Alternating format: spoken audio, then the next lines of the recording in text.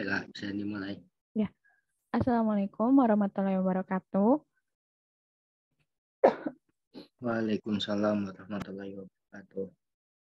Ya, hari ini saya akan membahas soal TWK Literasi Bahasa Indonesia dan beberapa soal TIU.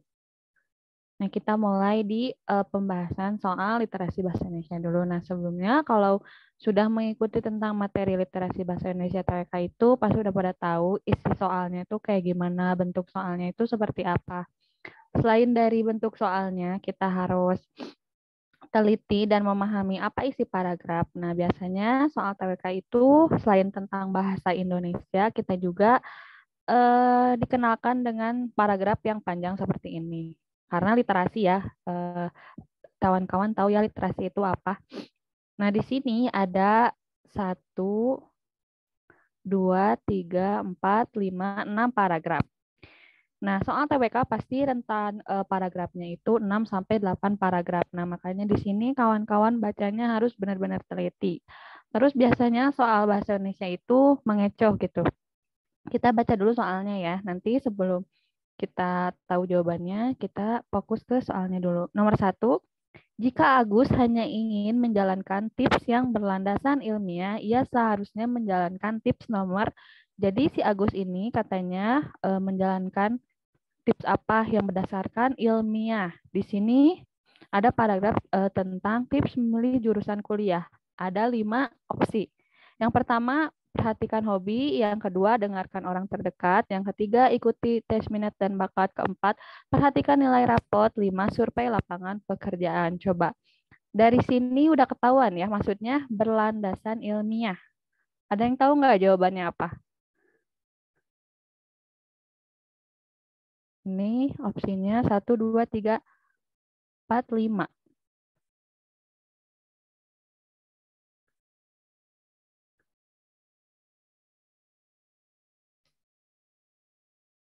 Ada yang mau jawab? Oh, ini udah ada yang jawab. 3. Coba yang lain. Ini ya. Kita warnain dulu. Kak, coba soalnya ke atas, Kak. Ini soalnya. Oh, baik, Kak. Terima kasih, Kak. Iya. Mungkin untuk yang pilihannya kali Kak, yang tesnya itu. Oh, paragrafnya. Iya, paragrafnya.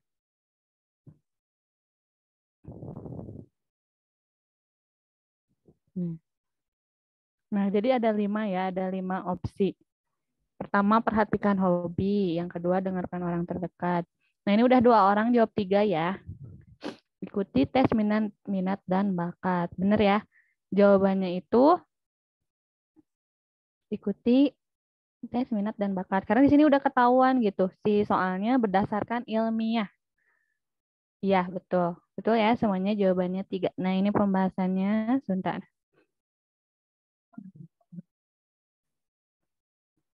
Jawabannya betul ya, cek.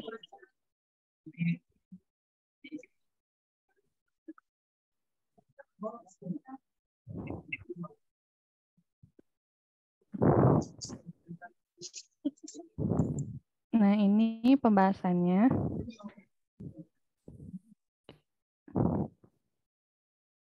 Ada kan udah ada ya pembahasannya. Nah, tips yang berlandasan ilmiah adalah tips yang mengusulkan suatu kegiatan yang dirancang dengan metode ilmiah. Kegiatan semacam itu diusulkan dalam tips nomor 3, mengikuti tes minat dan bakat. Jadi pilihan yang tepat C. Keterangan tips tersebut menyatakan bahwa tes minat dan bakat dikembangkan dari hasil penelitian psikologis karena psikologis merupakan bidang keilmuan akademis. Penelitian psikologis tentunya untuk menggunakan metode penelitian ilmiah. Paham ya? Udah pada paham? Udah.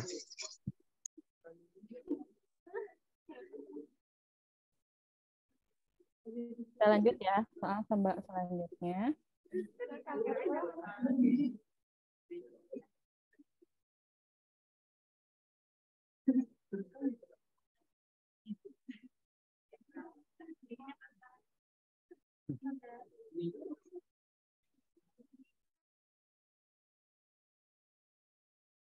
Nah, itu si Fahri minta diulang, Kak. Yang nomor 1. Oh, nomor 1. Ya, si Fahri Kurniawan. Paham. Diulang singkat aja, Kak. Nah, jadi soal nomor 1 ini jenis soal kita harus menentukan gagasan pokok atau ide utama dalam yang ditanyakan itu apa. Tapi kalau di soal gagasan utama itu kan biasanya ada di awal sama di akhir paragraf. Tapi di sini yang ditanyai cuma salah satu. Jika Agus hanya ingin menjalankan tips yang berlandasan ilmiah, ia seharusnya menjalankan tips nomor. Nah, di sini ada paragraf tentang tips memilih jurusan kuliah. Ada 5 opsi. Pertama, perhatikan hobi. Kedua, dengarkan orang terdekat. 3, ikuti tes minat dan bakat. Perhatikan nilai rapot. 5, survei lapangan pekerjaan. Nah, di sini kita tahu ilmiah itu maksudnya apa sih gitu kan. Hobi bukan berdasarkan ilmiah. Dengarkan orang terdekat juga itu bukan termasuk ilmiah. Ikuti tes minat dan bakat bisa jadi. Perhatikan nilai rapot tentu bukan ya, itu akademis udah jelas. Nah, nomor 5, survei lapangan pekerjaan juga bukan ilmiah. Nah, yang ditanyain berlandasan ilmiah. Jawabannya C. Kenapa C? Karena minat dan bakat dikembangkan dari hasil penelitian-penelitian psikologis. Karena fisiologis merupakan bidang keilmuan akademis. Jadi soal nomor 1 itu maksudnya kita harus jeli terhadap bacaan gitu, terhadap sesuatu yang ditanyakan. Gitu, ngerti nggak? Ini masih mendasar ya, soal nomor 1 tuh masih gampang.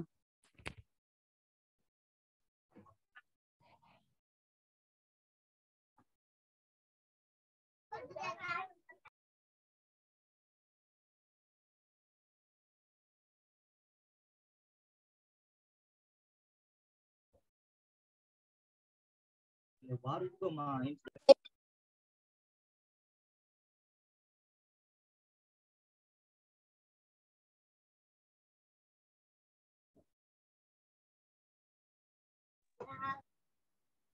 Oke, Kak, lanjut. Nomor 2. Lanjut ya, udah? Udah, Kak. Ya, siap. Kita lanjut nomor 2 ya. Nah, di sini sama ya, masih tentang paragraf ya. Di sini katanya perhatikan teks berikut untuk menjawab soal nomor 2. Berarti ini cuman menjawab soal nomor 2. Nah, biasanya di soal literasi juga ada rentan. Misalnya rentan tuh kayak gini, rentan si paragraf itu pertanyaannya buat 1 sampai 3 nomor, 1 sampai 2 nomor. Tadi sini cuman ditanyakan 1 nomor. Nah, di sini katanya bahaya mengkonsumsi hamburger. Nah, kita ke pertanyaannya dulu ya. Nomor 2, pertanyaan mana yang benar menurut informasi dari teks tersebut? Di sini mau dibaca dulu boleh. Kawan-kawan mau baca dulu. Di sini katanya hamburger merupakan salah satu makanan asal kota Hamburg, Jerman yang memiliki rasa yang enak dari daging juicy dan gurih. Kita ke paragraf selanjutnya. Seseorang mau makan hamburger merupakan tugas yang dilakukan oleh tubuh menjadi lebih besar karena energi tubuh sudah digunakan untuk mencerna sebuah hamburger. Meskipun kecepatan metabolisme. Nah, udah ketahuan nih jawabannya apa. Ada yang mau jawab gak? Sok boleh baca dulu. Pertanyaan mana yang benar menurut informasi dari teks tersebut? Boleh dibaca dulu. Yang lain, takut ada yang mau jawab dulu.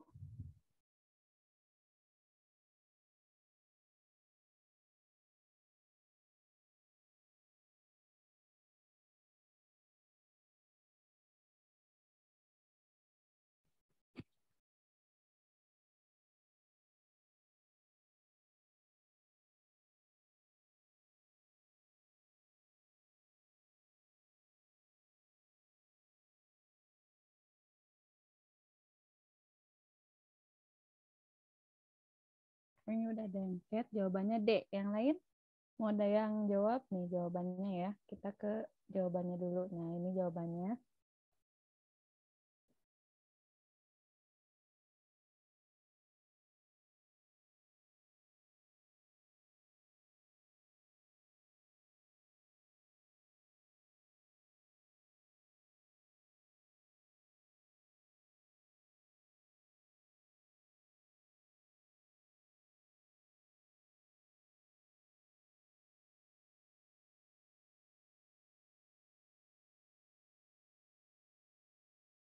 Oh, ini udah yang jawab lagi.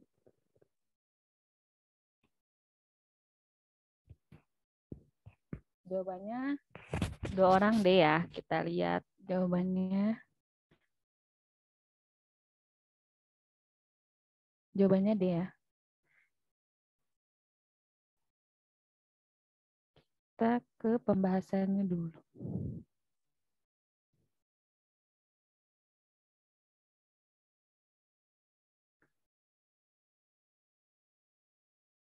Bentar ya. Buat tips ada.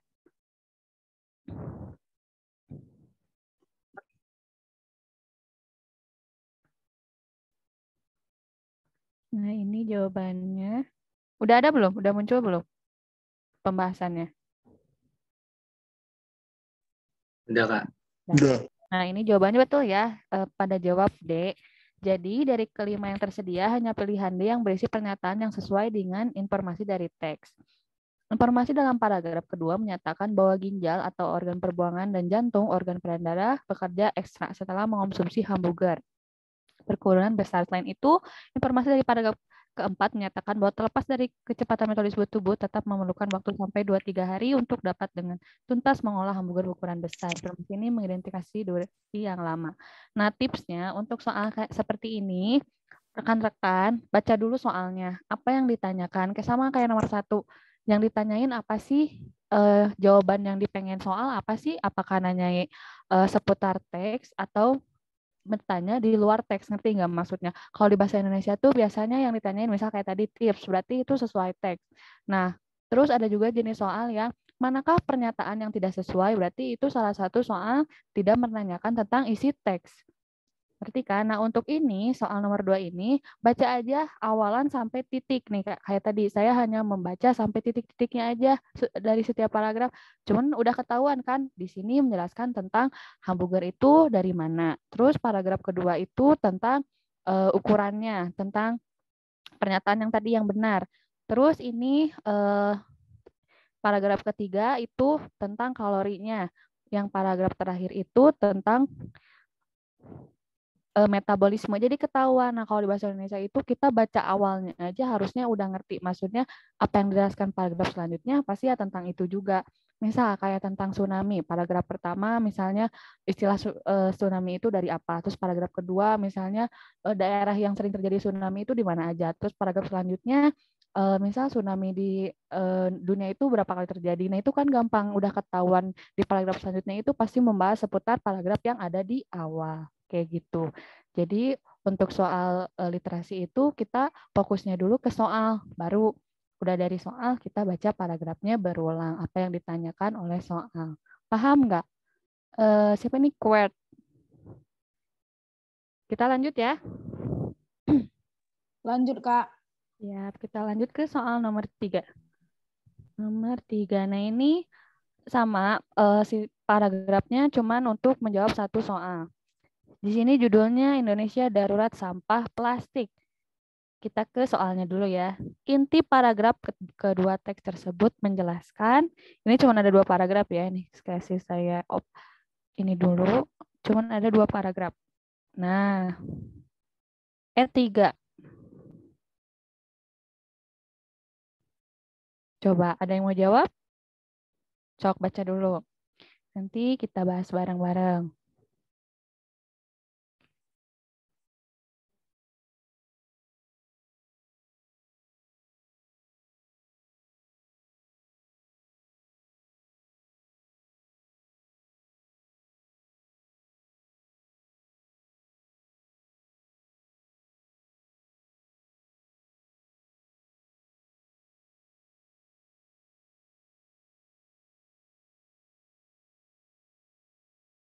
B. Oke. Pada jawab B ya. Kita ke jawabannya. Pada gercep ini, pada semangat. Ini tentang gagasan inti ya, gagasan pokok. Nah, biasanya di soal TWK tuh bakal ada beberapa soal yang pasti nanyain tentang ide gagasan pokok utama. Nah, ini pembahasannya. Udah ada pembahasannya? Udah muncul? B. Udah, Kak. Nah, ini pembahasannya ya. Jawabannya betul ya, B. Nah, kita ke maksudnya inti paragraf dulu. Inti paragraf sama saja dengan ide pokok. Sebuah paragraf ide pokok adalah informasi yang menjadi permasalahan utama yang disampaikan dalam satu paragraf nih ya. Ingat, inti paragraf itu permasalahan utama yang disampaikan dalam satu paragraf. Ide pokok atau gagasan utama memiliki ciri yang umum sehingga mampu mewakili keseluruhan informasi. Ide pokok yang terdapat dalam paragraf kedua adalah mengenai nih jawabannya pencemaran sampah plastik di laut. Hal ini terungkap di dalam kalimat pertama. Informasi pertama dikuatkan dengan kalimat kedua, yaitu penelitian dari UC Davis dan Universitas Hasanuddin yang dilakukan di Pasar Potter Makassar menunjukkan 23% sampel ikan yang diambil memiliki kandungan plastik di perutnya. Nah, di sini kawan-kawan juga untuk mengenai inti paragraf, ide pokok gagasan utama itu bacanya di awal sama akhir aja. Maksudnya awal itu kita baca dari sini sampai titik aja. Sama ya tipsnya. Jadi dari sini sampai ke sini. Ini juga sama dari sini sampai titik, ini juga sampai titik. Jadi biar cepat kawan-kawan biar cepat tahu gitu maksudnya apa. Terus biasanya di bahasa Indonesia itu ada koherensi dan kohesi. Koherensi dan kohesi itu kepaduan dalam suatu paragraf. Jadi di suatu paragraf itu atau teks pasti nyambung satu sama lain, tapi ada juga salah satu soal yang bakal mengecoh. Misal di soalnya tuh kayak gini. Hal yang seharusnya tidak dibahas dalam paragraf adalah nanti bisa ada misalnya tentang membahas banjir, tiba-tiba membahas tentang istilah banjir. Kita bahas tentang dampak buruk banjir. Tiba-tiba bahas tentang istilah banjir, gak nyambung kan? Nah, itu jadi jawabannya. Misal hal yang tidak sesuai dibahas dalam paragraf adalah, dari judulnya aja udah tahu kan, dampak buruk dari banjir. Berarti si istilah banjir itu nggak termasuk. Kayak gitu. Paham ya? Kita lanjut ke nomor 4. Murid yang cantik sedang membaca majalah baru. Kalimat intinya adalah, nah ini di soal literasi juga ada tentang soal seperti ini. Ini tuh tentang kalimat. Ada kalimat efektif, kalimat utama, kalimat pasif, kalimat aktif, kalimat majemuk, kayak gitu. Nah, ini tentang kalimat. Coba. Kalimat inti. Kalimat inti itu terdiri dari subjek dan predikat. Coba, jawabannya apa? Udah di spoiler. Kalimat inti itu terdiri dari subjek dan predikat. Ada yang udah jawab, ada E, ada B. Coba yang lain. Ingat, subjek itu apa, predikat itu apa.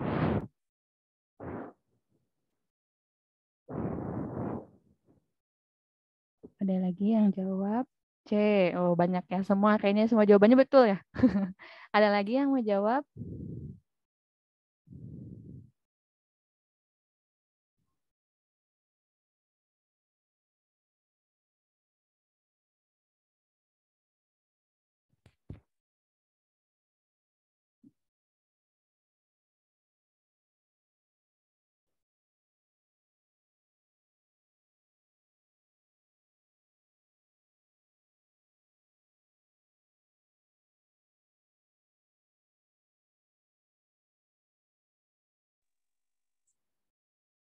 C, D. Nah, kita langsung ke jawabannya ya.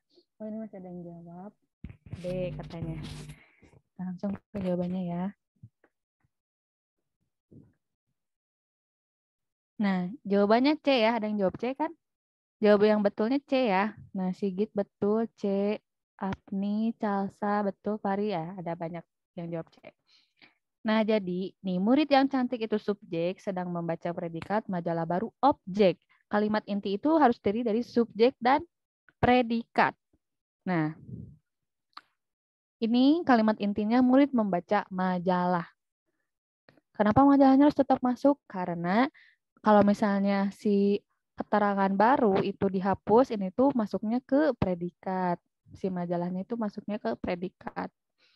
Jadi di sini tuh ada terdiri dari 3 klausa ya. Murid yang cantik, klausa pertama, sedang membaca klausa kedua, majalah baru klausa ketiga.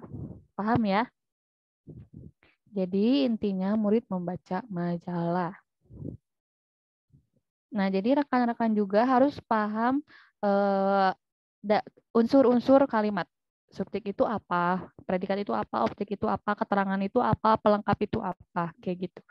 Terus nanti juga bisa jadi dalam soal TWK literasi itu ada tentang prasa klausa. Jadi rekan-rekan bisa cari tahu lagi apa itu prasa, apa itu klausa. Kita lanjut ya ke nomor 5. Kelebihan ini terakhir dari soal literasi. Dari kumpulan kalimat yang ada di bawah ini, kalimat dengan penggunaan ragam bahasa baku yang benar yaitu, coba jawabannya apa? Baku ya, ingat ragam bahasa baku.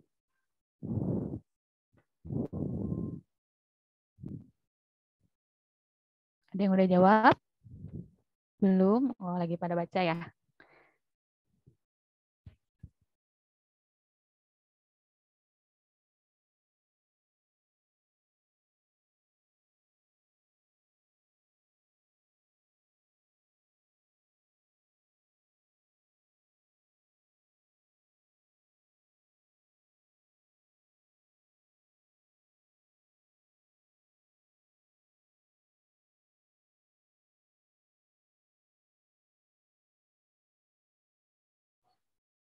Oh, ini udah ada yang jawab banyak.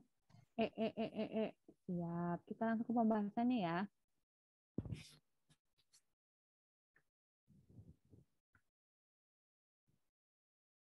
Nah, jawabannya D. D ini ada yang betul. Asli ini pembahasannya ya. Pada pilihan A, B, C, dan E, kalimat tersebut menggunakan ragam bahasa tidak baku. Jika mengubahnya menjadi ragam bahasa baku, maka menjadi kalimat yang A ini, semua pegawai di pabrik ini sudah pulang. Sudah, jangan terus mengganggu. Terus, kamu mengucapkan terima kasih atas perhatian yang sudah diberikan. Kami ya, tipe ini. Terus yang dipersilakan untuk mengucap salam. Jadi ini tuh selain menurut saya dari soal ini dari ragam bahasa baku itu jadi efektif gitu ya si penyampaian kalimatnya. Di jawaban yang betulnya D. Kami mengucapkan rasa terima kasih yang sebesar-besarnya atas kehadiran. Paham sampai sini? Coba. Paham, Kak. Nah, jadi ulangin lagi Kak. Oke. Apa ada yang chat lagi? Kak, pikiran utama sama ide pokok itu sama atau beda? Oke, bahas satu-satu ya. Pertama, nomor 5. Dari kumpulan kalimat yang ada di bawah ini, kalimat dengan penggunaan ragam bahasa baku yang benar yaitu, jadi di sini ada pilihan A sampai E opsinya. Jawaban yang tepatnya D. Karena di sini kami mengucapkan rasa terima kasih yang sebesar-besarnya atas kehadiran pada hadirin. Nah, di sini tuh betul baku banget gitu. Karena yang A, B, C, E itu belum baku. Udah baku tuh kalau misalnya diubah jadi gini, yang A, semua pegawai di pabrik ini sudah pulang. Terus yang B, sudah jangan terus mengganggu. Terus yang D, kami mengucapkan terima kasih atas perhatian yang sudah diberikan.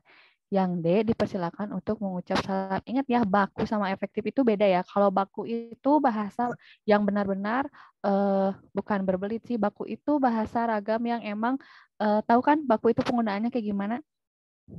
Baku itu biasanya penggunaan bahasanya di surat, terus di pidato, terus obrolan yang penting itu pasti penggunaannya tuh baku gitu. Nah, ini yang benar karena biasanya ini tuh untuk pembukaan pidato atau pembukaan kegiatan. Biasanya kayak gini.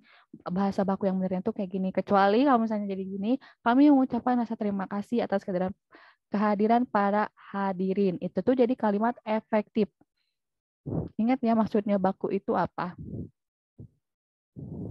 Oke, nah terus ada yang nanya, ide pokok sama pikiran utama itu berbeda, sama ya, cuman berbeda itu di istilahnya aja. Nah, kalau misalnya kawan-kawan pengen tahu tentang materi ide gagasan, itu ada di YouTube tentang saya menjelaskan tentang ide pokok itu ada beberapa istilah, ada banyak ya istilahnya, ada 5 kalau nggak salah, ada 5 tentang istilah ide gagasan. Jadi ada banyak, ada pikiran utama, ada ide utama, pokok itu sama yang ditanyainnya inti paragraf atau gagasan utama pada paragraf kayak gitu.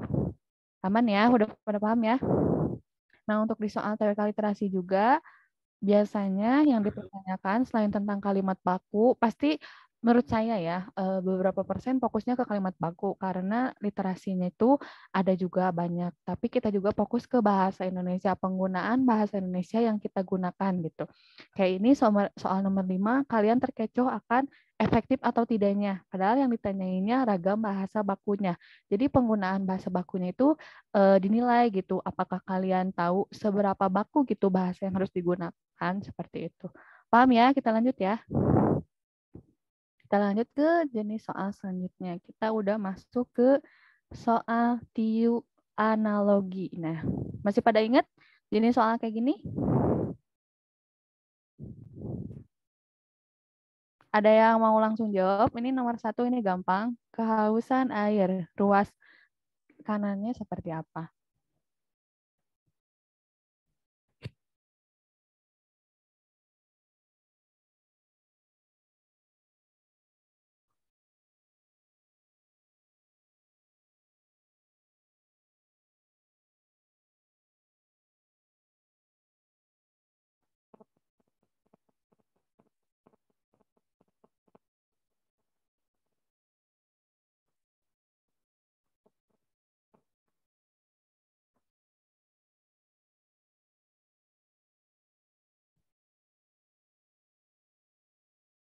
Oh, ini udah ada yang jawab banyak.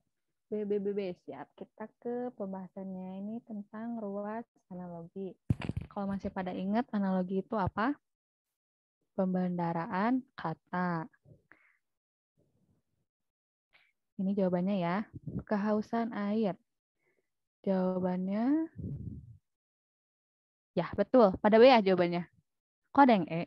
Oh, 2. Bentar ya. Kita nomor 1 dulu. Jawabannya betul B. Kehausan berhubungan dengan air, sedangkan kelaparan berhubungan dengan pangan. Jadi di sini kalau rekan-rekan masih ingat analogi itu tentang kayak pencocokan antar kata gitu. Setelah kita belajar sinonim, antonim, kita belajar bagaimana ruas kiri dan kanan itu menjadi salah satu kelas yang cocok gitu ya. Kita nomor 2, tadi udah jawab. Nomor 2 apa jawabannya tadi? E.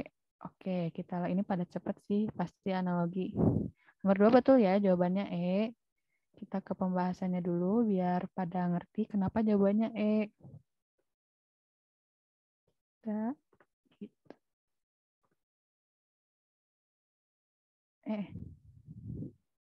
Nah, ini jawabannya ya. Gergaji kayu. Gergaji digunakan untuk memotong kayu, sedangkan gunting untuk memotong kertas. Siap, udah pada paham ya? Jadi ruas kanan itu mintanya apa, berarti ruas kiri itu mintanya apa, berarti ruas kanannya itu harus saling berhubungan. Jadi harus sepadan gitu ya, si ruas kata kiri sama kanannya. Coba nomor 3 apa jawabannya? Nomor 3, hutan ada pohon. Berarti ruas kanannya, ini udah ada yang jawab. A atau E, atau E, coba. Atau E, ini ya jawabannya. Nah, jawabannya E ya. Pada bagian ini dimaksudkan pada bagian terbesar dari isi dari tempat yang ditunjukkan hutan berisikan pohon, sedangkan kapal armada. Jawabannya E ya. Siap, betul. Nomor 4, 2 soal lagi. Emas, logam. Berarti ruas kanannya apa? Udah ada yang menjawab?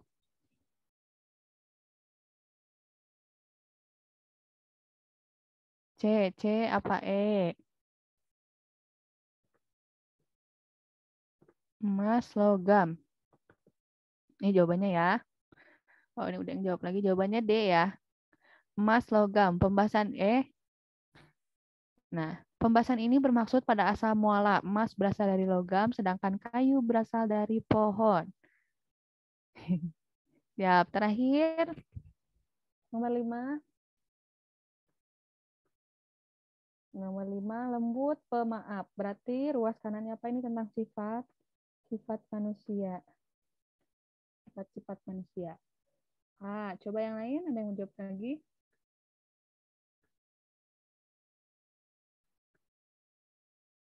Ini jawabannya ya. Jawabannya A, betul ya. Pembahasan bagian menunjukkan sifat seorang yang lembut dari pemaaf, sedangkan yang garang pasti pemarah. Ini gampang ya. Untuk soal analogi, saya percaya pasti rekan-rekan itu paling cepat di soal analogi. Kalau di TIU ya, kalau di TIU pasti yang gampang itu analogi, antonim. Tapi biasanya soal yang sekarang itu untuk kosakatanya itu biasanya istilah-istilah yang kalian baru dengar. Bisa jadi istilah tentang politik, istilah tentang bidang ilmu selanjutnya, misal tentang biologi, tentang dokter, kayak gitu. Jadi banyak belajar tentang pembendaharaan kata lagi ya. Ini contoh soal yang mudah. Kita lanjut ke soal silogisme. Nah, ini soal yang paling pasti banyak ditanyain. Tentang menyimpulkan, menarik kesimpulan. Coba jawabannya nomor 1 apa? Semua motor memiliki spion. Sebagian spion berwarna hitam. Berarti simpulannya jadi apa? Ini salah satu jenis soal simpulan kuantor. Cara menyimpulkan kuantor. Kalau pada ingat, kuantor itu yang paling mudah.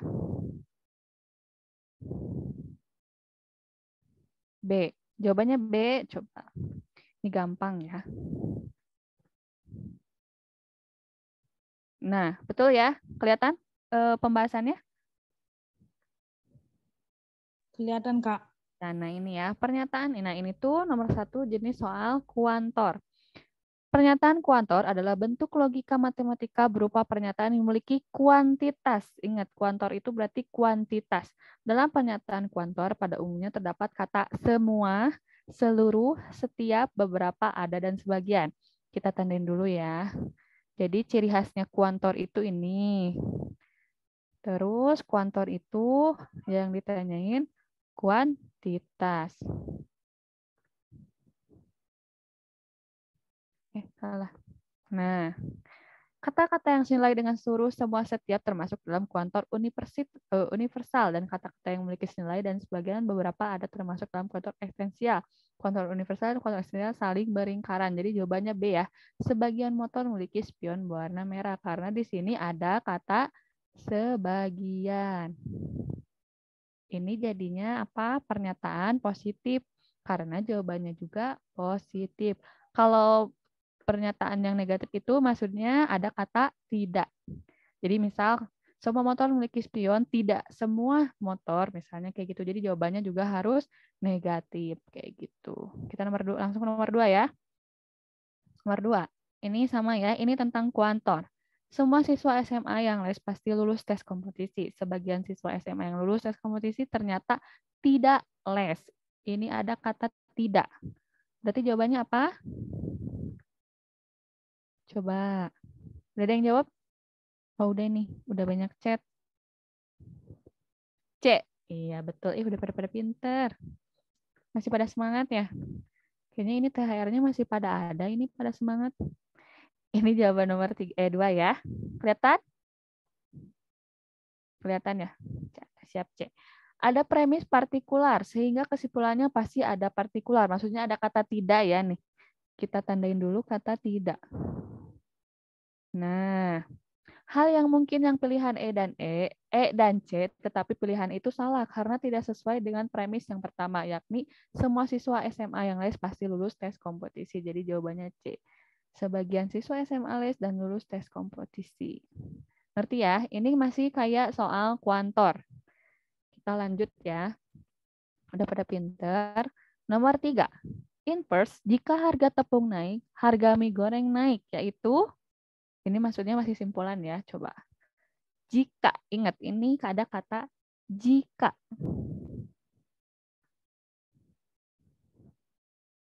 Ada kata jika. Ada yang udah jawab? Belum. Oh, ini udah ada yang jawab nih. D katanya, coba. Masih pada baca ya kayaknya. Kita langsung ke jawabannya ya. Jawabannya C. B, D. C, ada yang betul C. Untuk menjawab contoh asilogisme seperti ini, lebih baik ingat input pernyataan.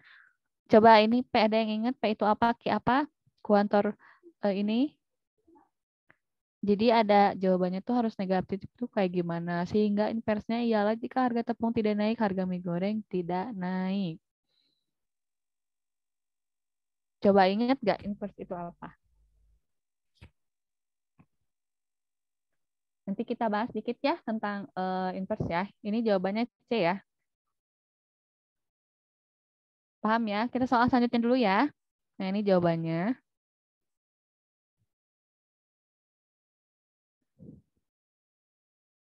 Iya. Inverse di sini maksudnya bukan lingkaran ya. Kalau belum paham inverse ini maksudnya gimana, siap. Nanti saya bahas sedikit ya. Kita beresin dulu soalnya ya. Nah, kita lanjut ke nomor 4. Coba nomor 4. Semua orang tua menyayangi anaknya. Ini sama kuantor. Ada kata semua, kuantitas semua. B. Coba. Jawaban yang betul adalah betul, jawabannya B. Udah pinter ya. Soalnya di kata semua ini mudah. Pasti hasilnya juga, kalau nggak semua, pasti sebagian nanti ya dibahas tentang inverse, tentang kuantor. Mumpung masih ada waktu ini, soalnya cuma 15. Nah, ini pembahasannya sama kayak nomor 1. Nah, terakhir, coba. Nomor 5. Nomor 5 jawabannya apa? Ini sama ya, kayak nomor 1 sama 4. Udah ada yang jawab? B. Coba, ada yang lagi jawab gak? Setiap mahasiswi berprestasi pasti terkenal di kampusnya. Setiap mahasiswa yang aktif dalam pelajaran pasti berprestasi. Sebagian mahasiswa MIPA terkenal di kampusnya. Jawabannya ada lagi D. Kita langsung ke pembahasannya ya.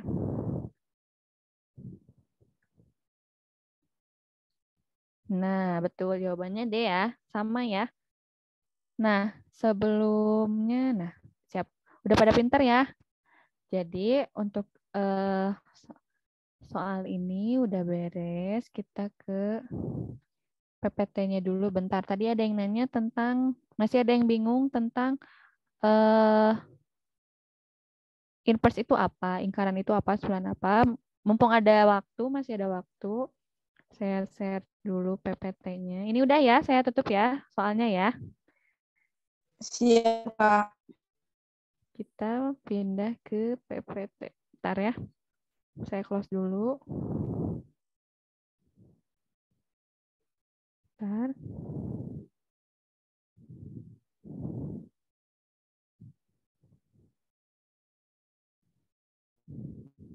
Udah muncul belum PPT-nya? Sudah. Ah, udah. Sudah, Kak. Ya, siap. Sudah. Nah, ini tadi kita udah belajar tentang soal TIU dan TWK. TWK-nya tadi 5 soal. Kalau masih ingat, 3 soal tentang paragraf, 2 soal tentang kalimat. Terus TIU-nya 5 soal analogi, 5 soal silogisme. Kita ke yang silogisme dulu ya. Tadi ada yang nanya tentang inverse.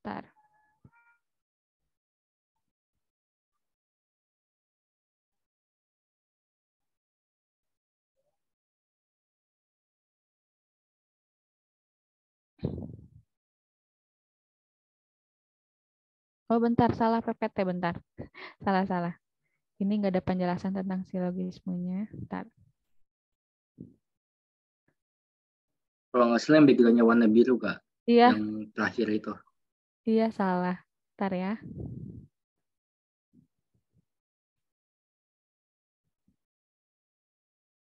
Nah, ini.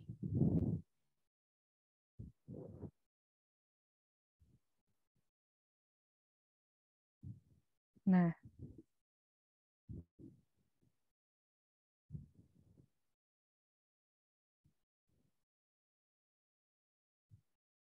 Udah ada belum? Udah ada Belum. Oke. Kita ke silogisme dulu. Nah, tadi kita udah belajar silogisme, tapi udah pada paham rekan-rekan. Nah, tadi ada pembahasan jawabannya kayak gini. Cuman P Q itu sama dengan P sama dengan negatif Q. Jadi maksudnya itu premis itu ada premis 1, ada premis 2. Ingat ya, premis 1, premis 2. Berarti simbolnya itu P sama Q. Terus kesimpulannya itu bisa jadi Q atau P, tapi ada kata negatifnya. Maksud kata negatif itu ada kata tidak. Nah, ini simbol yang tadi ada di pembahasan nih. Ada kata hubung, ada benar apa salah, premis mayor itu premis 1, premis minor itu premis 2. Konklusi itu kesimpulan. Terus kita lanjut ke inverse. Tadi ada tentang inverse. Inverse itu pernyataan jika.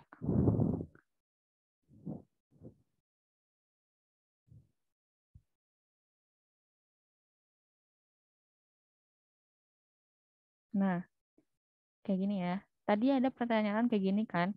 Jika, nah ini ada contoh soalnya, ada contohnya, jika rumah tidak dikunci maka ibu pulang. Terus premis 2-nya, jika ibu pulang maka ayah pulang. Kesimpulannya, jika rumah tidak dikunci maka ayah pulang. Tadi apa contohnya? Tentang mie goreng. Premis 1, premis 2-nya, premis 1-nya itu positif. Berarti premis kesimpulannya itu ada kata tidak, karena yang ditanyainnya inverse yang tidak ada dalam kesimpulan. Maksudnya kesimpulan yang tidak benarnya itu kayak gimana, kayak gitu.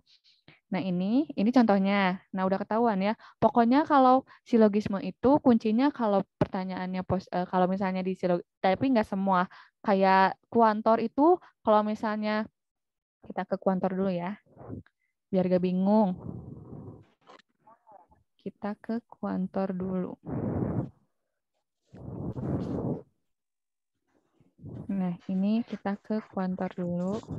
Nah, kalau kuantor itu ciri khasnya semua kuantitas aja pokoknya. Semua beberapa yang kayak gitu. Nah, kalau premis 1, premis 2-nya positif, berarti hasilnya harus positif. Maksudnya nggak boleh ada kata tidak. Nah, kalau misalnya di salah satu premis 1, premis 2 ada kata tidaknya, berarti kesimpulannya harus ada kata tidak. Ingat ya, kalau kuantor itu dilihat lagi premis 1 sama premis 2-nya. Nah, terus ada ingkaran atau negasi. Nah, ingkaran atau negasi itu sama kalau misalnya si premis 1-nya. Nah, tadi itu si contoh soal yang tentang mie goreng, harga mie goreng itu ini termasuknya ingkaran atau inverse yang hasilnya itu harus negatif, harus ada kata tidak.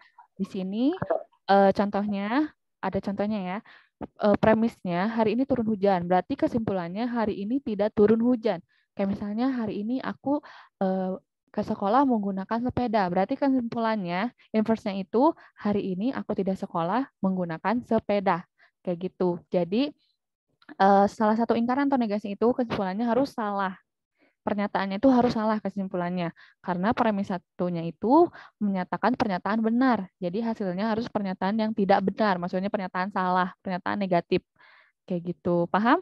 Kalau tadi di contoh soal itu ada kata jikanya. Nah, jika itu silogisme. Tadi PPT slide yang ini. Nah, silogisme ini. Jadi ada premis 1, premis 2 itu ada pernyataan yang kata tidak.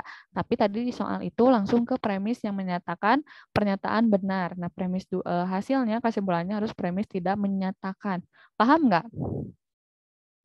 Tadi ada yang siapa tadi teh yang nanya teh?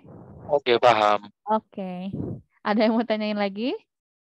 Selain ini boleh, selain silogisme maksudnya kayak analogi atau tentang literasi lagi boleh. Ada yang mau tanyain? Nah, oh iya, nggak sama sedikit ininya ngasih materi tentang literasi. Kalau literasi itu nanti ada tentang soal PUEBI atau EYD. PUEBI itu, oh ini ada yang chat dulu, bentar. Bisa diulang sekali lagi, kakak masih kurang paham yang mana? Yang ingkaran, yang inverse, kuantor. Bagian inverse belum paham, Ya udah kita ulangin lagi ya. Emang agak susah silogisme itu biasanya selain pengerjaan yang lama emang ini materinya agak susah. Nah, kita kenal dulu simbolnya dulu ya. Nah, simbol pada silogisme, penarikan kesimpulan. Nah, premis itu disebutnya ada premis mayor, premis minor, premis 1, premis 2. Kesimpulannya itu konklusi. Nah, nih ya, nih notnya, nih simbolnya ingat ya. Dah, lanjut dulu ke ini, ke ingkaran atau negasi. Nah, tadi di soal itu ada pernyataan inverse. Nih ya, kita ini dulu ingat-ingat ini. Kita langsung ke pembahasannya. Nah, ingkaran atau negasi adalah pernyataan baru yang merupakan lawan dari pernyataan semula. Nah, tadi di soal itu ada soal kayak gini. Cuman jenis soalnya silogisme jika, karena ada kata jika di awalnya. Nah, pernyataan baru itu jadi premis satunya itu positif, berarti premis duanya harus negatif. Sebaliknya, kalau premis satunya negatif, berarti hasil simpulannya harus positif. Maksudnya itu pernyataannya benar apa salah. Nah, di sini contohnya,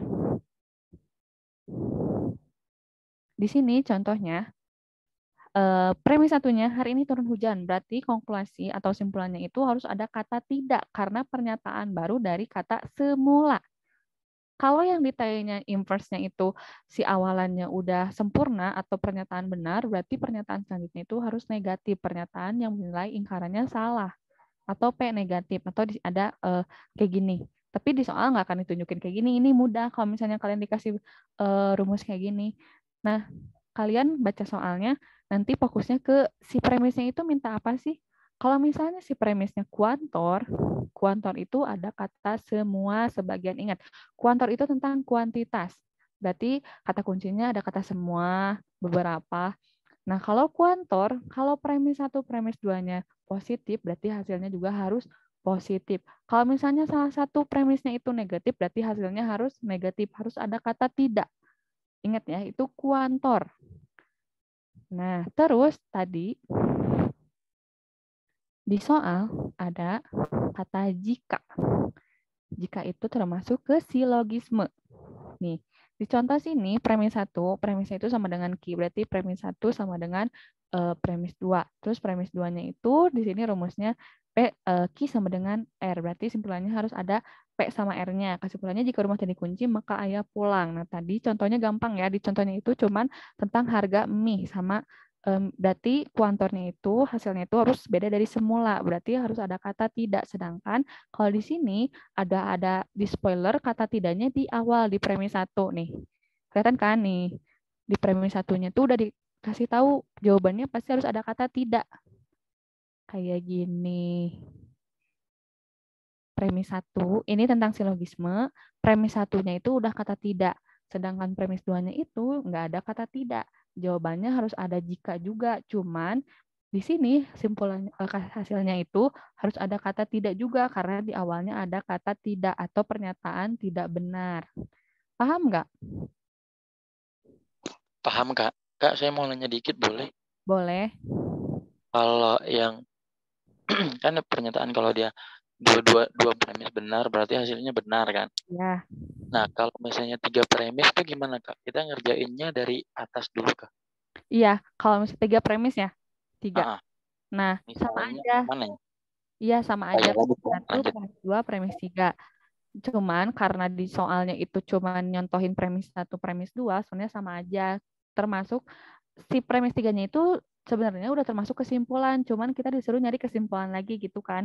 Kayak istilahnya dalam kalimat itu dalam premis itu ada 3 kalimat majemuk atau jamak, 3 ya, 3 aktivitas yang berbeda karena maksudnya 3 aktivitas itu ada pasti dalam silogisme itu salah satunya pasti semua bla bla bla bla, terus yang kedua sebagian, terus terakhirnya itu katanya antara sebagian sama semua berarti hasilnya nanti kesimpulannya antara sebagian sama semua. Kalau itu kuantor beda lagi. Kalau misalnya ini kayak misalnya modus ponens nih, di sini tuh termasuk ada 3 ya nih. Jika Reni mengikuti lomba tari 1 itu premis pertama, maka Reni rajin berlatih. Premis 2, premis 3-nya Reni tidak rajin berlatih. Ada 3 premis berarti kan. Nah, kesimpulannya Reni tidak mengikuti lomba tari. Nah, kenapa jadi ada premis ini? Karena kita lihat nih di awal. Nih, Reni mengikuti lomba tari, maka Reni rajin berlatih. Maka Reni rajin berlatih. Hasilnya, si premis 2-nya itu Reni tidak rajin berlatih. Nah, kesimpulannya Reni tidak mengikuti lomba tari. Nah, ini contoh yang ini tuh termasuk ada 3 premis. Cuman di sini dipisahinnya pakai kata maka. Maka itu tahu kan apa? Konjungsi kan? Konjungsi. Tapi kalau misalnya di soal itu langsung ke titik. Bisa jadi kayak gini nanti di soalnya. Jika Reni mengikuti lomba tari, titik, Reni rajin berlatih, titik, Reni tidak rajin berlatih. Berarti jawabannya harus negatif.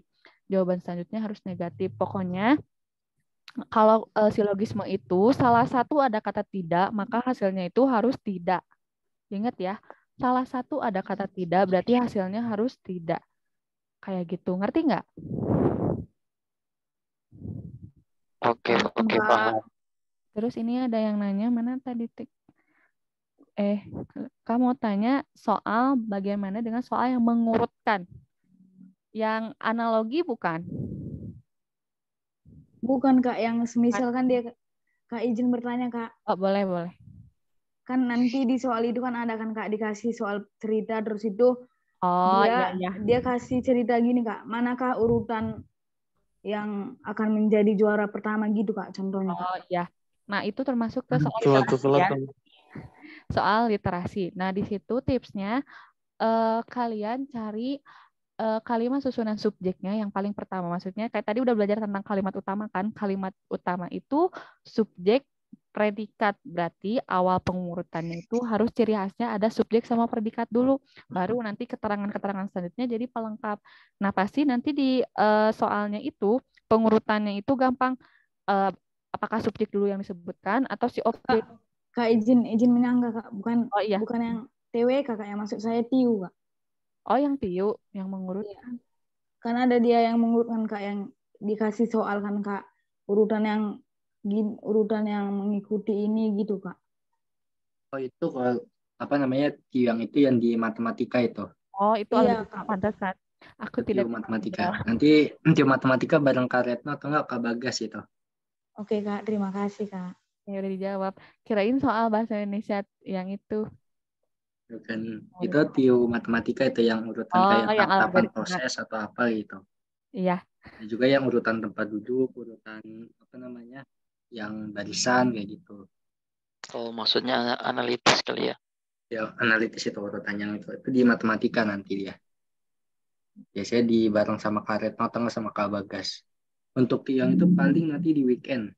Soalnya Selasa sampai Jumat besok fokusnya Zoom TPS UTBK. Karena kan dapat ada lagi ujian TPS UTBK kan banyak yang request minta Zoom TPS UTBK dulu difokuskan. Jadi untuk yang SKD selanjutnya di weekend. Oke. Untuk adik-adik yang mengikuti SBM ya Kak? Ya, jadi Selasa sampai Jumat kemungkinan kegiatan Zoom-nya untuk yang TPS UTBK dulu. Kalau kita maraton untuk yang TPS UTBK, baru nanti untuk yang SKD kedinasan sama CPNS, baru nanti di weekend di Sabtu dan Minggu. Begitu. Paling besok kegiatannya latsol dulu aja sih.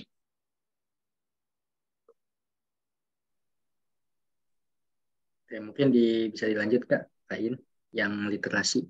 Ya. Siap, maaf ya tadi ternyata salah konteks. Nanti kata Kak Isan akan ada pembahasannya di yang Matiu matematika. Kalau ini khusus di bahasa Indonesia. Kalau bahasa Indonesia itu soalnya cuma ada sinonim, antonim, analogi, silogisme. Jadi saya cuma membahas 4 materi itu, siap banget ya. Terus tadi ada yang nanya tentang ini ya nih. Apakah si gagasan utama itu sama aja sama inti? Nah ini istilah gagasan utama. Ada 5 ya, gagasan pokok atau utama, ide pokok atau ide utama, pikiran pokok atau utama, inti paragraf atau inti masalah, topik utama. Jadi kalau misalnya yang ditanyainnya gagasan utama, tapi penggunaan istilahnya tuh ini sama aja ya, yang ditanyainnya itu aja. Ini ada ya nih, ingat-ingat. Ini istilah gagasan utama. Siap. Ada yang mau tanyain lagi nggak?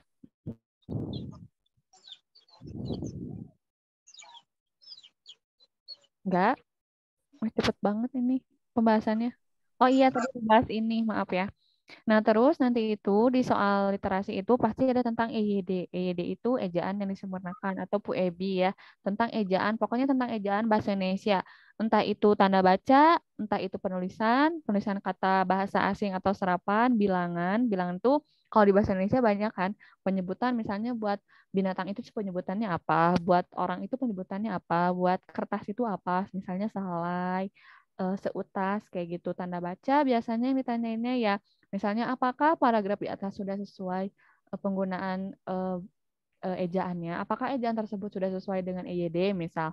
Kayak gitu. Jadi perhatikan lagi tentang titik, koma, asrosop, kutip 2, kurung itu penggunaannya untuk apa. Terus kapital miring, kayaknya rekan-rekan tahu kapital itu untuk apa aja, miring itu penggunaannya untuk apa aja. Biasanya miring itu untuk bahasa asing atau istilah. Kalau kutip 1 afrosop itu biasanya buat istilah juga bisa. Terus misalnya buat penyebutan bahasa asing, bahasa biologi, bahasa ilmiah. Asrosop itu biasanya penggunaannya gini. Nah, kita contohin ya. Kita contohin. Misalnya kayak gini. Obat yang dikirim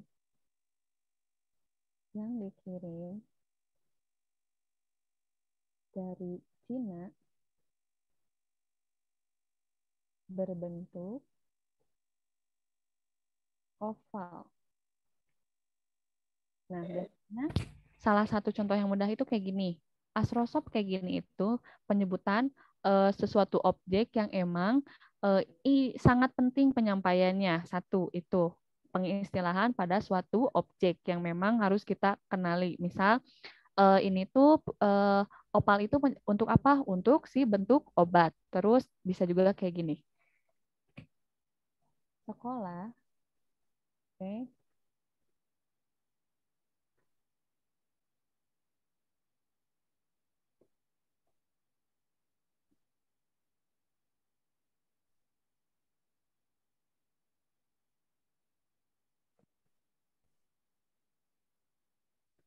Nah, asrosop juga bisa digunakan untuk istilah bahasa asing atau suatu istilah yang memang eh, sedikit kurang dikenali masyarakat. Soalnya nggak semua orang misalnya kenal daring. Misalnya kenalnya online dibanding daring. Jadi daring itu sama aja kayak online kan.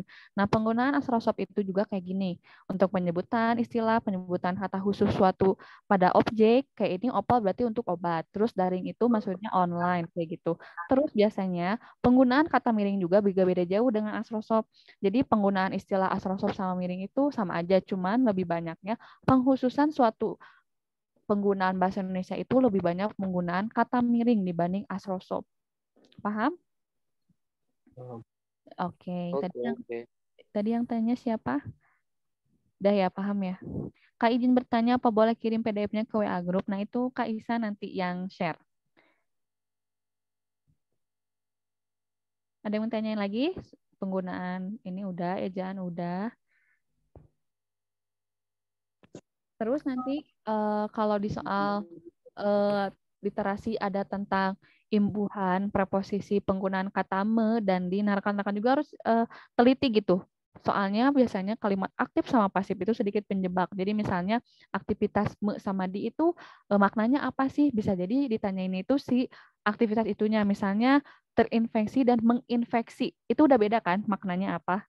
Nah, rekan-rekan lebih teliti lagi tentang apa yang dipertanyakan oleh soal gitu. Jadi maksudnya terinfeksi itu apa sih? Maksudnya menginfeksi itu apa? Terinfeksi berarti gejala apa? Menginfeksi itu ternyata suatu masalah apa? Kayak gitu. Ngerti ya? Ada yang mau tanya lagi?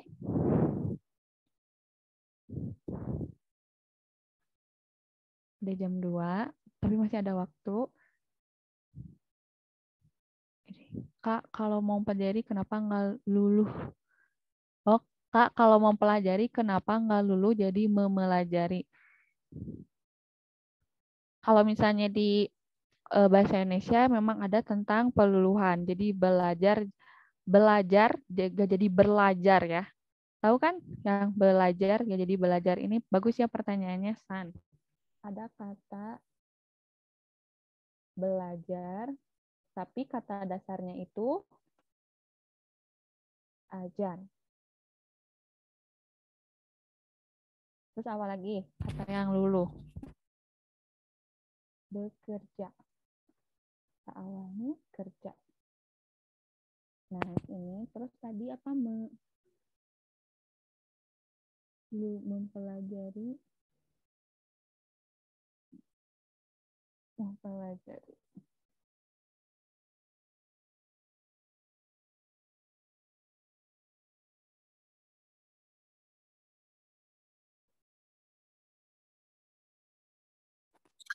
Kok nggak muncul?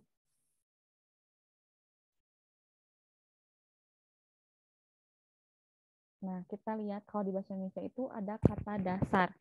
Kita itu harus tahu dulu kata dasarnya itu apa sih kalau misalnya kata dasarnya. Ini tipe.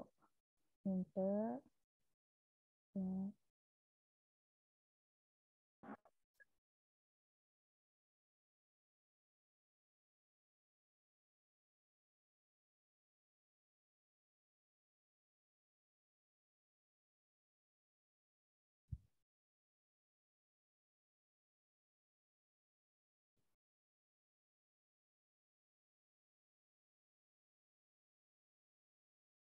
Ini ada yang chat katanya apa? Soalnya kata awalnya ajar. Nah, katanya itu kata dasarnya itu katanya ajar. Nah, betul ya, salah satu kata dasarnya itu ajar.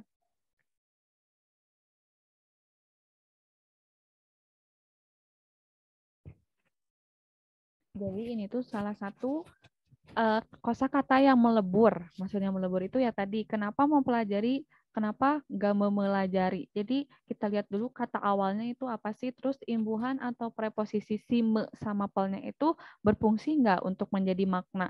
Kalau memelajari itu jadinya nggak ada maknanya, sedangkan mempelajari itu di KBBI ada maknanya. Maksud dari si imbuhan pe-nya itu untuk apa, me-nya itu apa, me itu untuk melakukan aktivitas, pe juga termasuk suatu imbuhan atau preposisi menunjukkan suatu aktivitas kayak gitu. Jadi di bahasa Indonesia itu banyak ya, ada me, ada pe, ada ber gitu kan. Kayak gitu. Tapi dilihat lagi apakah si ber, me ini tuh fungsinya untuk si awalan kata dasarnya itu berfungsi untuk apa? Apakah jadi aktif atau pasif kayak gitu. Ngerti nggak, San? Paham nggak? Oke, ada yang tanyain lagi? Kak, aku kurang paham sama menyamakan pola kalimat antara soal. Kak, aku kurang paham sama menyamakan pola kalimat antara soal sama jawaban. Yang tentang TWK. Itu kayaknya yang tentang Spock. Oh, SPOK. Nih ya, kita ke tentang kalimat. Nih, kita pahami dulu kalimat itu apa.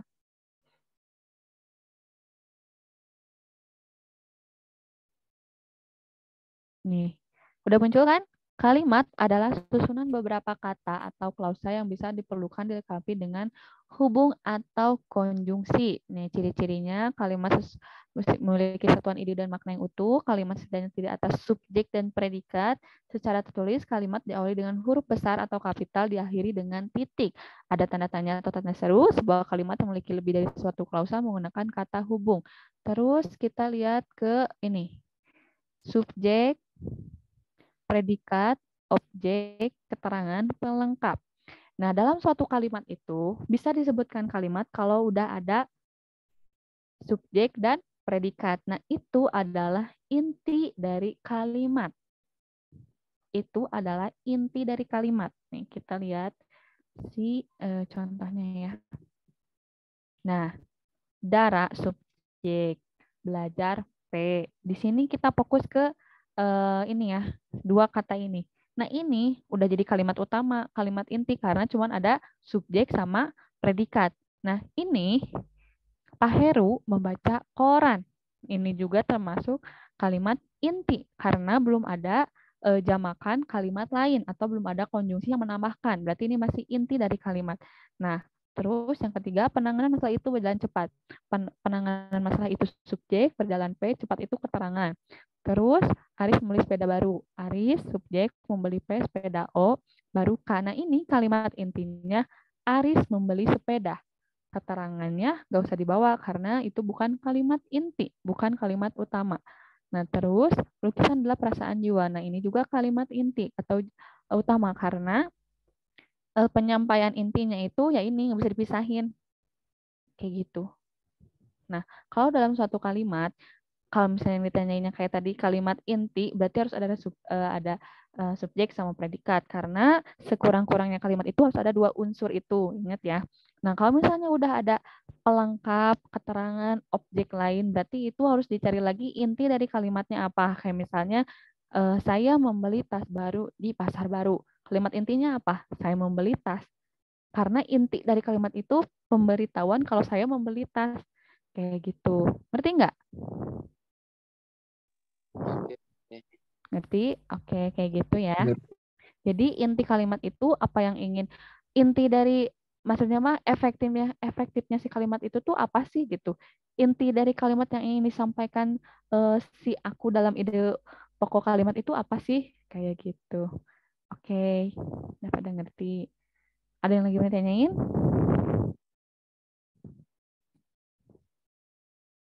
Atau Kak Isan mau nambahin? Udah pada ngerti katanya? Kak, nanya dikit. Boleh, Kalau ada yang soal nyari kesimpulan, ya. terus dia tuh punya narasinya sampai 4 paragraf gitu, Mm-mm.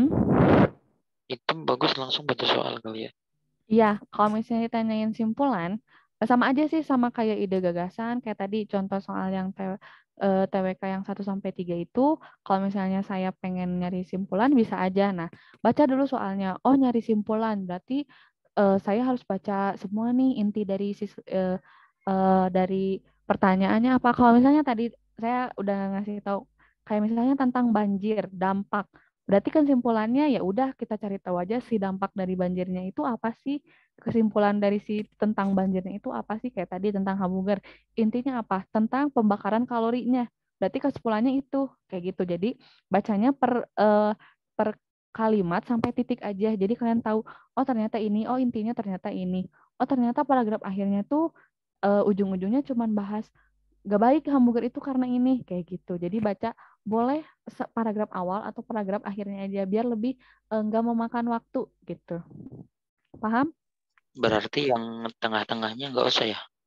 Kalau misalnya eh, si pembahasan tengahnya ternyata penting juga, misalnya ada penyebutan data-data misal yang emang nanti ternyata di jawabannya itu penyebutan datanya itu ada, ternyata itu bisa jadi tentang bisa jadi itu tuh jawaban tentang kesimpulannya. Baca lagi aja. Tapi kalau misalnya lebih efektif itu ya awal kalau di bahasa Indonesia ya, kalau tips membaca yang efektif itu awal sama akhir doang kayak gitu. Oke. Nah, ini terus kalau bisa pengalaman kakak gimana? Habis baca pertanyaan itu langsung lihat pilihan jawaban dulu Mm-mm. atau nyari di paragraf dulu. Kalau saya biasanya baca soal dulu, lihat jawabannya. Kalau misalnya jawabannya udah ketahuan, udah ke spoiler di jawabannya, oh ternyata jawaban A, B, C, D, D itu cuman ada di setiap awal paragraf. Nah itu lebih mudah. Tapi kalau misalnya lebih mudah baca soalnya dulu terus baca paragraf juga nggak apa-apa, dua-duanya efektif. Karena kalau misalnya baca dulu paragraf itu lebih ngabisin waktu. Pokoknya tips dari saya baca dulu soalnya, baru fokus ke jawabannya. Enggak, maksud saya kak, pilihan gandanya. Iya, jawabannya. Mm-mm. Kan Iya. baca soal dulu kan minta kesimpulan. Oh, Mm-mm. aku baca dulu deh A sampai E-nya nih minta apa aja sih gitu kan. Mm-mm. Kesimpulannya baru nyari di 4 paragraf tadi. Kalau begitu gimana efektif?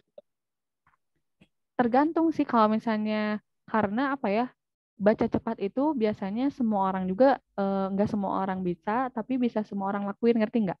Jadi kalau misalnya kamu ngerasa eh, ternyata lebih efektif, baca dulu jawabannya, terus nyari di paragraf itu nggak apa-apa. Tapi kalau misalnya kamu lebih gimana ya, keluasan enaknya gimana sih? Ngerti Iya nggak? sih. Iya kan? Kalau misalnya menurut saya kayak tadi saya sebutkan, oh ternyata lebih enak nyari dulu opsi jawabannya, terus dicocokin di paragrafnya nggak apa-apa. Kalau misalnya itu termasuk efektif menurut kamu nggak apa-apa, Iya sih, kalau saya latihan biasanya gitu. ya nggak Cuma apa-apa. saya mau memastikan aja lagi apakah cara itu benar gitu. Nah, Benar, sebenarnya semua benar. Pokoknya kalau di bahasa Indonesia ya, kalau misalnya ingin lebih cepat, baca dulu soalnya. Intinya itu aja. Jadi jangan fokus ke paragrafnya dulu. Fokus ke soal yang ditanyakan. Paling itu. Pokoknya intinya banyak baca. Biar nggak oke terkecoh. oke. Oke. Siap, Nah, sih Kak. nah, betul ya ini efektif itu balik lagi ke orangnya. Jadi nggak semua orang itu bisa baca cepat, tapi kemampuan baca cepat itu semua orang punya gitu maksudnya. Oke, ada yang mau tanya lagi? Atau Kaisan mau nambahin? Menambahin aja yang tadi itu, yang cara untuk apa baca soal bahasa Indonesia. Sebenarnya balik lagi ke orangnya. Kalau untuk tips yang utama, otomatis kita baca soal dulu, baca soalnya, baru nanti baca jawabannya atau baca apa kalimatnya, paragrafnya kayak gitu. Jadi beda-beda. Ada juga yang saya kayak tadi kan kalau Kain kan lebih prefer ke baca soal, baca jawaban, baru ke paragrafnya. Nah, ada juga orang yang bisa baca soal, terus baca paragraf, baru cek jawabannya kayak gitu. Jadi balik lagi ke orangnya gitu. Kayak banyak jalan menuju Roma lah kayak gitu. Kayak contoh di matematika kan ada pakai yang rumus secara cepat itu kan. Ada yang emang orang lebih cepat ngitungnya pakai rumus secara cepat, ada juga yang lebih cepat ngitungnya pakai cara manual kayak gitu. Jadi balik lagi ke orangnya gitu. Yang penting nggak dihitung itu secara satu-satu kalau kayak matematika gitu. Nah, jadi kayak bahasa Indonesia tipsnya yang penting jangan baca paragrafnya dulu, tapi yang pertama baca soal dulu. Nah, urutan kedua boleh baca jawabannya dulu atau langsung baca ke paragrafnya gitu. Jadi baik lagi ke kitanya. Mau urutan keduanya itu baca soalnya baca jawabannya dulu atau baca paragrafnya langsung gitu. Jadi yang lihat aja kalian lebih enaknya atau lebih nyamannya kayak gimana. Yang penting hindari untuk baca baca paragrafnya dulu gitu. Yang utama ya baca soalnya dulu, itu kalau tips untuk di bahasa Indonesia gitu. Seperti itu ya, yang pejuang 2023 nih.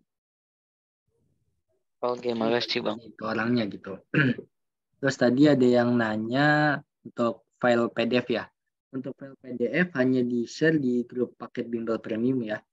Jadi hanya untuk siswa paket bimbel premium, cuma untuk recordnya nanti di-upload di channel YouTube-nya Hore Digital. Jadi buat yang belum subscribe channel YouTube-nya Hore Digital bisa subscribe ya. Karena kegiatan Zoom, record kegiatan Zoom itu semua di-upload di channel YouTube-nya Hore Digital. Terus tadi buat yang nanya materi-materi TIO lainnya, bisa cek aja di channel YouTube-nya Hore Digital kayak tadi tentang yang PPT TWK tadi yang sama yang TIO itu sebenarnya udah pernah dibahas di pertemuan sebelumnya. Ya, kayak PPT yang pertama yang tadi Kak Insalang share itu backgroundnya pink itu dibahas di bulan pas sebelum sebelum puasa itu. Terus yang biru itu kalau nggak salah PPT pas lagi bulan puasa itu yang kemarin backgroundnya biru itu. Yang barusan tadi share itu jadi materi pas waktu lagi bulan puasa. Jadi materi-materi sebelumnya bisa dicek aja di recordnya di channel YouTube Hore Digital. Buat yang mau file PDF-nya bisa daftar ke paket premium bimbel Hore Digital ya. Terus buat yang nanya jadwal itu kita hanya di-share di grup paket bimbel premium ya untuk jadwal kegiatan. Jadi yang untuk yang di-share di grup umum, yang grup WA sama grup Telegram binaan bimbel Hore Digital itu hanya nge-share latihan soal sama info Zoom-nya aja. Info Zoom yang saat hari itu. Jadi misalnya hari ini ada Zoom, ya baru paginya dikasih tahu di grup yang umum. Cuma untuk jadwal kegiatan mau hari ini Zoom apa, besok Zoom apa, dengan materi apa, tema apa, itu hanya diinfokan di paket premium ya, paket premiumnya Bimbel Hore Digital itu. Jadi paket premium itu kalian bisa request materi, bisa request jam, segala macam kayak gitu, sama request latihan soal. Kayak gitu. Kalau untuk yang grup umum itu hanya ngikutin aja gitu sesuai requestan para siswa paket bimbel premium. Sampai sini ada yang ditanyakan lagi mengenai materi Zoom dan bimbel? Cukup. Oke, ini dari Andreas. Kak, untuk TO gratis nanti webnya dikirim kemana ya? Kalau TO gratis dari Hore Digital itu kita pakai website namanya horedigital.com linknya. Cari aja horedigital.com. Info info linknya ada kok di IG-nya Hore Digital. Di IG-nya Hore Digital itu diinfokan channel YouTube-nya sama info link TO-nya. Nah, untuk kegiatan tryout kita baru ngadain kemungkinan nanti habis UTBK ya. Jadi seperti yang tadi di tengah-tengah Abang bilang, kita lagi fokus ke TPS UTBK dulu. Kayak minggu ini sebenarnya kegiatannya full maraton TPS UTBK. Cuma nanti di weekend kita ada SKD juga sih, campuran sama SKD gitu. Jadi SKD-nya cuma di weekend aja. Nanti untuk Senin sampai Jumatnya di hari biasanya itu kita fokus ke TPS UTBK. Karena siswa bimbel itu lagi pada banyak yang tes UTBK. Tes untuk yang TPS SNBT.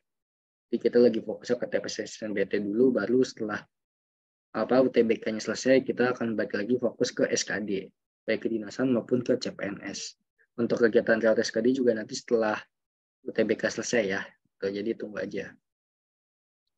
Ya tuh, Kak, jangan izin. lupa subscribe sama Kak, mau bertanya Kak. ya. Kalau ya Soal Gimana, SKD Ambil? kedinasan sama CPNS sama Kak soalnya. Kalau untuk kisi-kisi sama materi sama.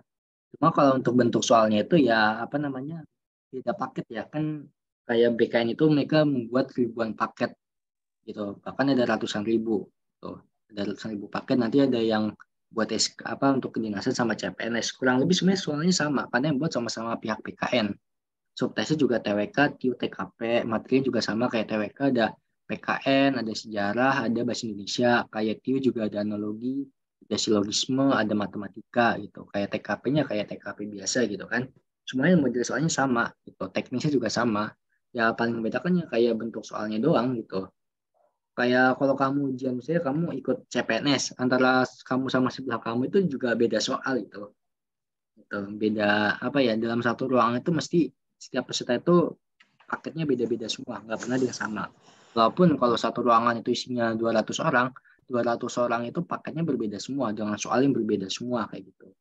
Cuma subtes, materi, dan kisi-kisi segala macam sama. Tuh. Kalau misalnya kayak matematika, kamu dapatnya perkalian. Ya kan, perkalian yang 100 kali 100, sebelah kamu ya dapatnya 80 kali 80 gitu. Sama-sama perkalian, ya kan. Ya tapi beda soal aja kayak gitu. Yang misalnya kamu dapatnya misalnya kayak operasi bilangan bulat, kamu 100 dikali 50 dikurang 20, sebelah kamu dapat soalnya 80 ditambah 60 dibagi 5 kayak gitu. Kayak gitu paling. Perbedaannya cuma di itu doang. Sisanya selebihnya sama semua. Baik SKD maupun baik SKD kedinasan maupun CPNS gitu. Semua instansi sama semua kayak gitu. Gitu ya Angelina. Iya Kak. Kalau untuk SKB itu bimbelnya ada nggak Kak? SKD di original buka kok. Enggak SKB Kak, seleksi kompetensi bidang. SKB-nya. SKB-nya Iya, kita Kak. buka untuk yang Sekdin ya. Kalau CPNS kita belum buka Sekdin SKB-nya. Kalau SKB-nya kita kayak fisika, ada fisika untuk STMKG, matematika untuk STIS kayak gitu. Terus juga TPA, sekarang udah ada TPA TB-STAN ya. Pokoknya kayak matematika STIS, fisika STMKG itu kita buka untuk SKB-nya gitu. Kalau SKB kita hanya buka di SKB untuk Sekdin ya, SKB CPNS kita belum buka. Ada lagi? Kalau untuk psikotes sama wawancara, kita paling bantunya di psikotes aja, psikotes sama akademik paling. Nah, psikotes kita ada bimbelnya juga, psikotes sama akademik ya. Kalau untuk kayak wawancara, kesehatan, fisik itu kita nggak buka di luar tanggung jawab kita itu. Soalnya fisik, kesehatan segala macam itu balik lagi ke orang, itu harus bimbel yang offline itu, bukan bimbel online. Tuh. Ada lagi yang tanyakan? Mungkin udah cukup jelas ya. Nanti selebihnya ditanyakan aja di via grup ya, grup WA atau info lainnya. Oke, mungkin cukup sekian ya kakak akhir aja karena udah jam 2:30. Mungkin ada yang udah sore, udah waktu asar ya. Oke, cukup sekian dari abang. Terima kasih buat yang sudah mengikuti kegiatan dari awal dan sampai akhir, dan juga terima kasih untuk kalian yang telah mengajar pada siang sampai sore hari ini. Semoga ilmu yang disampaikan bermanfaat buat semuanya, dan semoga bisa membantu kalian dalam mengerjakan ujian nanti ya, ujian SKD nanti. Oke, sekian dari kakak. Mohon maaf apabila ada kekurangan. Wabillahi taufiq wal hidayah. Wassalamualaikum warahmatullahi wabarakatuh. Waalaikumsalam warahmatullahi wabarakatuh. Jangan lupa subscribe. Ya, sama-sama semuanya. Lupa follow. Jangan lupa subscribe channelnya ya, sama follow IG Digital. Oke.